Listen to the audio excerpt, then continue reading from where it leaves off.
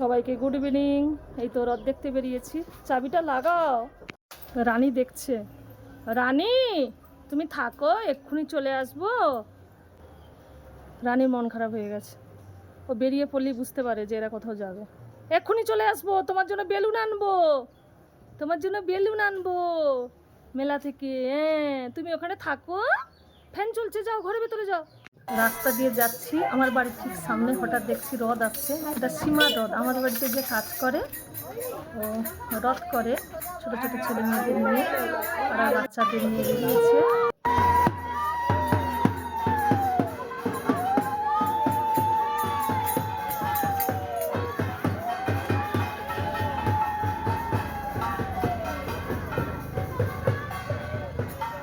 এখন 5:30 বাজে। আকাশে প্রচুর মেঘ, চারিদিক থেকে মানুষ আসতে শুরু করে দিয়েছে।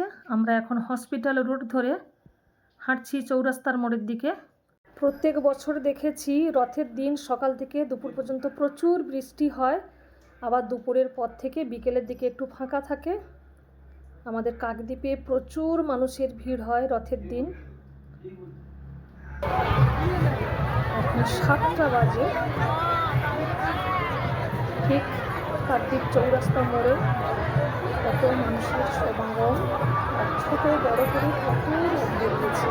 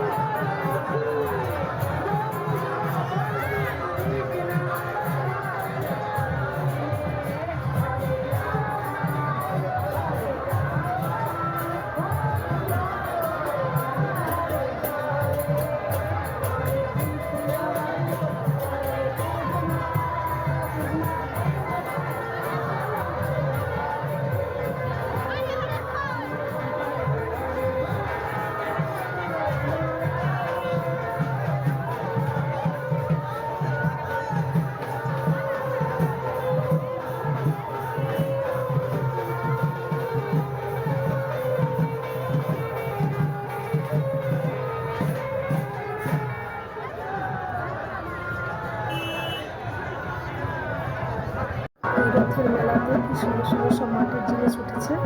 কৃষ্ণনগরের মাটির পুতুল, মাটি দিয়ে সব ফল ফুল, এই যে লক্ষ্মী ভাণ্ডার।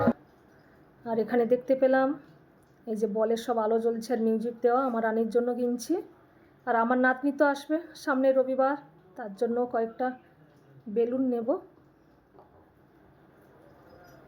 এই বলটার দাম 70 টাকা। কি সুন্দর দেখতে। আমি 3-4 বছর আগে একবার কিনেছিলাম জনশতাব্দীতে, ট্রেনে যেতে যেতে ঠাকুরবাড়িতে। সে রানী খারাপ করে দিয়েছে, আর কোথাও এই বলটা পাই না, ঠিক রথের সময় ওঠে। আর সেই বলগুলো দেখতে অন্যরকমের ছিল, বলটা খুব সুন্দর দেখতে। কয়েকটা বেলুনও নিচ্ছি এই রথের মেলাতে আমার রানীর জন্য আর আমার নাতনির জন্য বল আর বেলুন কিনছি।